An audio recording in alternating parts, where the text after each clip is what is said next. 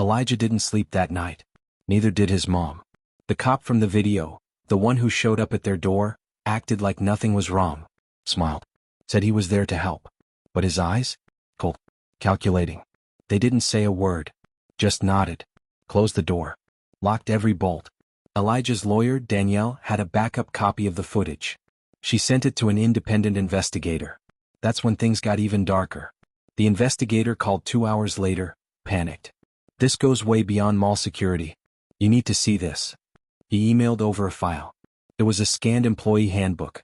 South Ridge Mall's internal policy. Buried deep, one clause stood out. Loss prevention personnel may detain individuals based on behavioral profiling and prior incident types. Behavioral profiling. That was code. Code for racism. They weren't detaining people for stealing. They were targeting people who fit a profile. Elijah kept digging. Found a name. The head of security, Brent Carlisle. Ex-cop. Fired in 2015 for misconduct. Rehired by the mall 6 months later. Quiet. No news coverage. No investigation. Elijah's stomach dropped. He remembered that name. Carlisle was one of the guards who threw him out. Then, another discovery. A whistleblower from inside the mall. An ex-employee. She reached out. Said she used to work in PR. Her message was blunt. "You're not crazy. They have a blacklist. Internal. Coded by race. I saw them delete surveillance before legal reviews. And the face recognition system? It's not for security. It's for tracking." Elijah's head spun. Face recognition. That's why they knew where he was. Why they were always watching. But then, her message stopped mid-sentence. No goodbye. No warning. Just ended. Elijah tried to reply. Nothing. Account deleted. Phone disconnected. 2 days later, Elijah's phone pinged. Unknown number.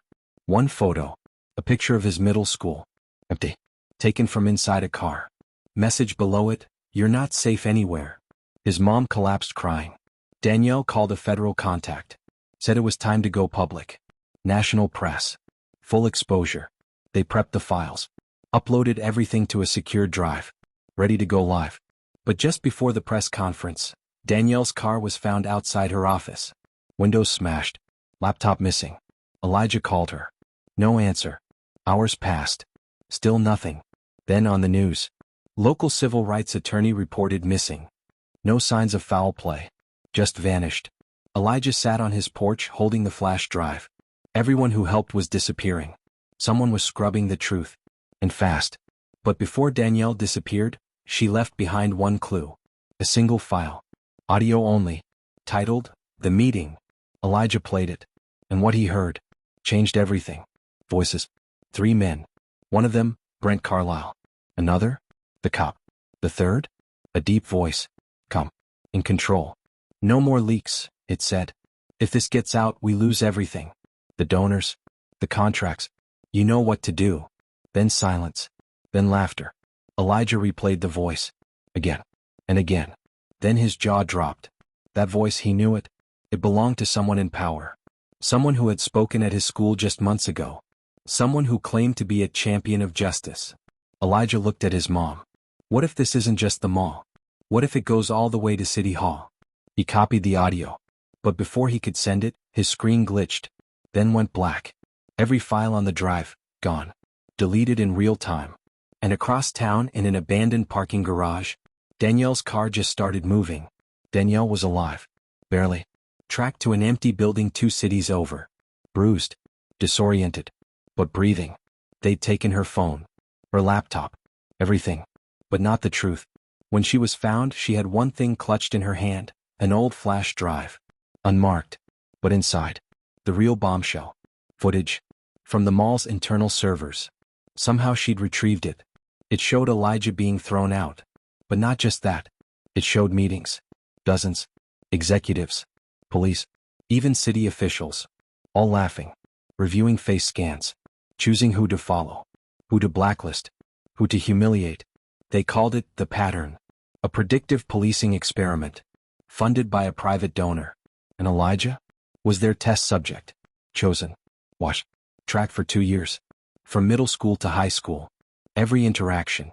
Every profile pic. Every store he walked into. Their system flagged him before he ever stepped inside the mall. He wasn't a threat. He was data. Danielle went public. Held a press conference from her hospital bed. Released the footage. What? On every major outlet. The backlash was instant. Sponsors pulled out. Protests swarmed the mall. Investigations were launched. Brent Carlisle was arrested. The ex-cop turned head of security, charged with unlawful surveillance, tampering with evidence, and conspiracy. But the biggest shock? The deep voice from the audio. The one Elijah recognized. It belonged to Mayor Paul Renshaw. The same man who'd handed Elijah a scholarship award just months earlier. A champion of reform. A fraud. He was indicted within a week. Public trust shattered. Elijah was offered settlements. Apologies. But he didn't want money. He wanted change. He stood on the steps of City Hall and told the world exactly what they did. He named names. Spoke truth. And made it clear he wasn't just one kid. He was every black teen who'd ever been followed, judged, profiled, or thrown out for simply existing. His story sparked a movement. Laws changed. Cameras were regulated. And the pattern was banned.